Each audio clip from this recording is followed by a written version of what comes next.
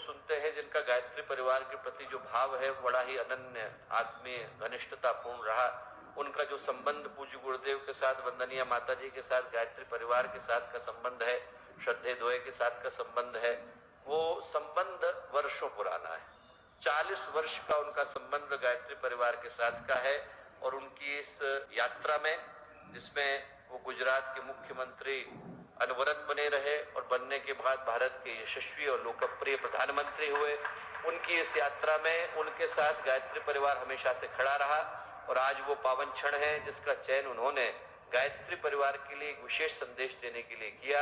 मैं हमारी electronic media team से प्रार्थना करता हूं कि भारत के यशस्वी लोकप्रिय प्रधानमंत्री आदरणीय श्री नरेंद्र मोदी का संदेश आपको सुनाने का कष्ट करें। सभी उपासक, सभी समाज सेवी, उपस्थित साधक साथी, देवी और सज्जनों,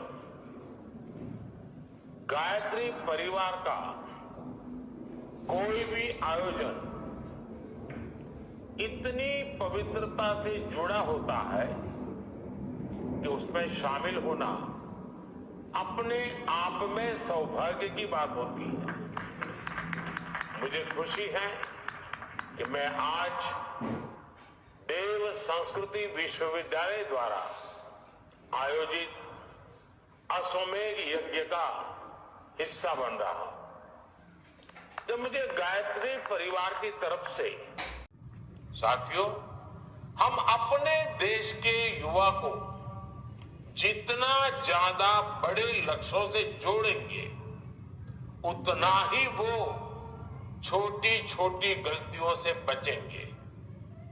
आज देश विकसित भारत के लक्ष्य पर काम कर रहा है। आज देश आत्मनिर्भर होने के लक्ष्य पर काम कर रहा है।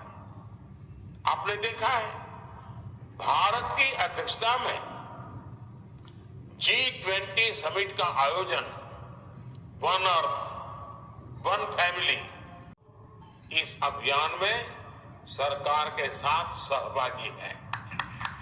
कोशिश यही है कि नशे के खिलाफ संदेश देश के कोने कोने में पहुंचे। हमने देखा है, अगर कहीं सूखी घास के ढेर में आग लगी हो तो कोई उस पर पानी फेंकता है, कोई मिट्टी फेंकता है। ज्यादा समझदार व्यक्ति सूखी घास के उस ढेर में आग से बची घास को दूर हटाने का प्रयास करता है।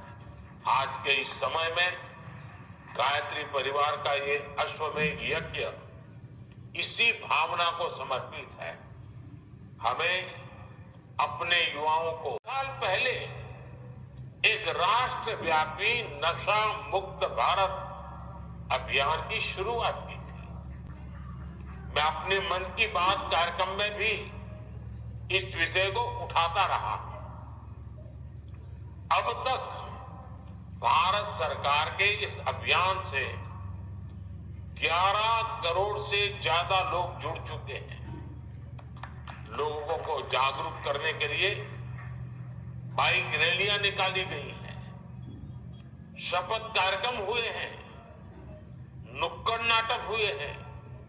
सरकार के साथ इस अभियान से सामाजिक संगठनों और धार्मिक संस्थाओं को भी जोड़ा गया से जानता, आप सभी भक्ति भाव से समाज को सशक्त करने में जुटे हैं।